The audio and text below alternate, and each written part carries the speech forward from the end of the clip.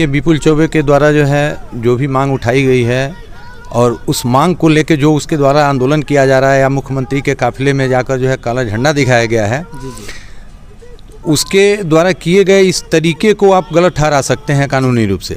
लेकिन जिस मांग को लेकर, जिस मुद्दे को लेकर उसने आवाज़ उठाया है, उसे आप गलत नहीं ठहरा। एक लड़का जो है निकलता है गोपालगंज से, वो छपरा पहुंचता है और एक काला झंडा दिखाता है नीतीश कुमार के काफिले को, और उसको ऐसे गिरफ्तार किया जाता है जैसे लगता है कि वो एक आतंकवादी है। उसका मांग क्या है? मांग सिर्फ दो ही है कि जो मशरक में कांड हुआ, शराब कांड, उसमें परिवार को मुआवजा मिले, और गोपालगंज में यूनिवर्सिटी जब भी चुनाव आता है, ये मेरा पर्सनल सवाल है, गोपालगंज में जब भी चुनाव आता है तो ये मुद्दा तूल पकड़ता है कि गोपालगंज में यूनिवर्सिटी हम बनाएंगे, हम लाएंगे, लेकिन चुनाव गायब होते ही ये मुद्दा भी गायब हो जाता है। जी, निश्चित रूप से कहते हैं कि देखिए, विषय ये जो मुद्दा उठाया गया है ये चुनाव से संबंधित नहीं है, ये छात्रों के हित से संबंधित है, छात्रों की समस्या है। अब चुनाव आते रहे और उस बीच में कोई मुद्दा उठाते तो आप उसको जो है चुनाव से ही जोड़ के देखें तो मेरे समझ से ये उचित नहीं है। सरकार को यदि चुनाव से देखना है तो इसको, इस समस्या का समाधान करना चाहिए। सरकार को इस विश्वविद्यालय का या तो यहाँ स्थापना करनी चाहिए या उसकी कोई शाखा खोल देनी चाहिए। आज किराया देख लीजिए, बस का 300, 400, 500 रुपये किराया हो गया है। बहुत गरीब लोग हैं हमारे यहाँ के जो पटना जाते रहते हैं, स्टूडेंट विद्यार्थी हैं जो जाते आते रहते हैं, लेकिन वो टाइमिंग जो है उसका गलत है। ना कोई अच्छी ट्रेन की सुविधा नहीं है गोपालगंज से। रेल मंत्री भी लालू जी रहे हैं, अपने गांव तक ट्रेन चलवा लिए, लेकिन पटना से इसको कनेक्ट नहीं कर पाए। देखिए, बहुत अच्छा विषय है, आप भारती जी इस विषय को उठाए हैं। गोपालगंज से और बिहार की राजधानी पटना को ट्रेन की सुविधा मिलनी चाहिए। एकाध ट्रेनें जो चलाई भी जाती है उनका समय, ऐसा टाइम टेबल इतना गड़बड़ है, बहुत गड़बड़ है कि नमस्कार, मेरा नाम पंकज कुमार भारती है। आप देखना शुरू कर चुके हैं GNX सच। आज मैं गोपालगंज में मौजूद हूँ। गोपालगंज के वरिष्ठ पत्रकार विजय तिवारी जी हमारे साथ हैं। इनसे चर्चा करेंगे कि गोपालगंज का एक लड़का जो है निकलता है गोपालगंज से, वो छपरा पहुँचता है और एक काला झंडा दिखाता है नीतीश कुमार के काफिले को, और उसको ऐसे गिरफ्तार किया जाता है जैसे लगता है कि वो एक आतंकवादी है। उसका मांग क्या है? मांग सिर्फ दो ही है कि जो मशरक में कांड हुआ, शराब कांड, उसमें परिवार को मुआवजा मिले, और गोपालगंज में यूनिवर्सिटी की मांग। जो दोनों मांग थी वो हालांकि जायज़ थी, कि क्या थी, ये वरिष्ठ पत्रकार हैं, इन्हीं से जानेंगे। स्वागत है सबसे पहले बाबा। धन्यवाद। देखिए, विपुल चौबे के द्वारा जो है जो भी मांग उठाई गई है और उस मांग को लेकर जो उसके द्वारा आंदोलन किया जा रहा है या मुख्यमंत्री के काफिले में जाकर जो है काला झंडा दिखाया गया है, उसके द्वारा किए गए इस तरीके को आप गलत ठहरा सकते हैं कानूनी रूप से। लेकिन जिस मांग को लेकर, जिस मुद्दे को लेकर उसने आवाज़ उठाया है, उसे आप गलत नहीं ठहरा सकते।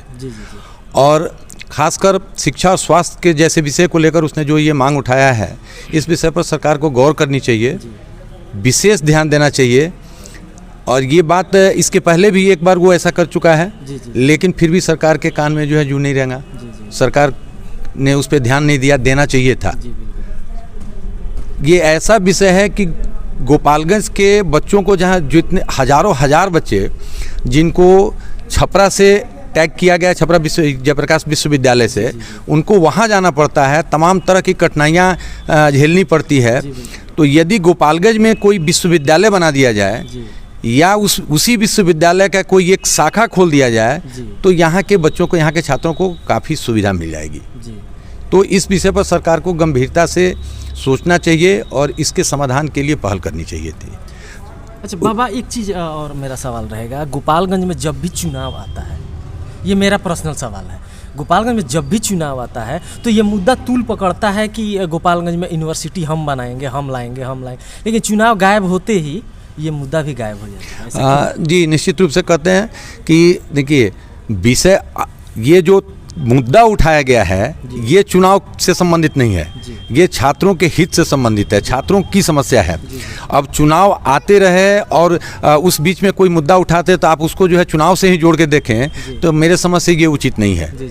सरकार को यदि चुनाव से देखना है तो इसको, इस समस्या का समाधान करना चाहिए। सरकार को इस विश्वविद्यालय का या तो यहाँ स्थापना करनी चाहिए या उसकी कोई शाखा खोल देनी चाहिए। क्योंकि हजारों छात्र और छात्रा इतने परेशान हैं, लोगों को आना जाना पड़ता है। छपरा शहर में भी उसका विश्वविद्यालय नहीं है, छपरा शहर से काफ़ी दूर है। अब सोचिए कि यहाँ के छात्रों की कितनी कठिनाई होती होगी वहाँ जाने आने में, और ख़ासकर ये अभी गर्मी के मौसम में, जाड़े के मौसम में, बरसात के मौसम में छात्रों की क्या दुर्गति होती होगी, आप भी भली भांति सोच सकते हैं। तो सरकार यदि कोई पहल नहीं कर रही है और इसको पॉलिटिकलाइज किया जाए, राजनीतिकरण इस मुद्दे को आप करना चाहते हैं या उस विषय से जोड़ के आप अगर देखते हैं, तो मेरे समझ से ये उचित नहीं है, क्योंकि ये छात्र हित की बात है, समाज हित की बात है। अच्छा बाबा, हमारा जो गोपालगंज है, गोपालगंज से 3 सीएम रह चुके हैं, आज एक डिप्टी सीएम है, फिर भी ये जिला चिल्ला रहा है, करा रहा है कि हमें यूनिवर्सिटी चाहिए। ये तो दुर्भाग्य, देखिए ये बहुत ही दुर्भाग्यपूर्ण बात है। आप जो ये कह रहे हैं कि 3 मुख्यमंत्री मिला इस जिले से, तो ये तो आप बात सही कह रहे हैं, ये काफ़ी दुर्भाग्यपूर्ण बात है कि इतना होने की ये गौरव की बात है कि मुख्यमंत्री मिले, लेकिन ये दुर्भाग्य की बात है कि डिप्टी सीएम, हाँ, लेकिन ये दुर्भाग्य की बात है कि एक छोटी छोटी समस्याओं को लेकर भी आज लोगों को आंदोलन करना पड़े, जेल जाना पड़े, काला झंडा दिखाना पड़े, सत्याग्रह करना पड़े, अनशन करना पड़े, आमरण अनशन करना पड़े, तो ये बहुत ही दुर्भाग्य और दुख की बात है। इन समस्याओं का समाधान तो सरकार को पहले ही कर देना चाहिए था, स्वतः कर देना चाहिए था। और जिसे आप कह रहे हैं कि इस जिले से 3 मुख्यमंत्री होने का जो गौरव मिला है इस जिले को, तो उन मुख्यमंत्री के द्वारा जो है उस तत्कालीन सरकार द्वारा, या आज जो डिप्टी सीएम हमारे तेजस्वी जी हैं इस जिले को, खुशी की बात होती है कि हमारे जिले का कोई मुख्यमंत्री है, उप मुख्यमंत्री है, तो ये काफ़ी गौरव का विषय होता है। लेकिन जब छोटी छोटी समस्या के लिए भी हमें सड़क पर उतरना पड़ता है, यहाँ के लोगों को सड़क पर आकर आंदोलन करना पड़ता है, फिर वो दुख की बात हो जाती है।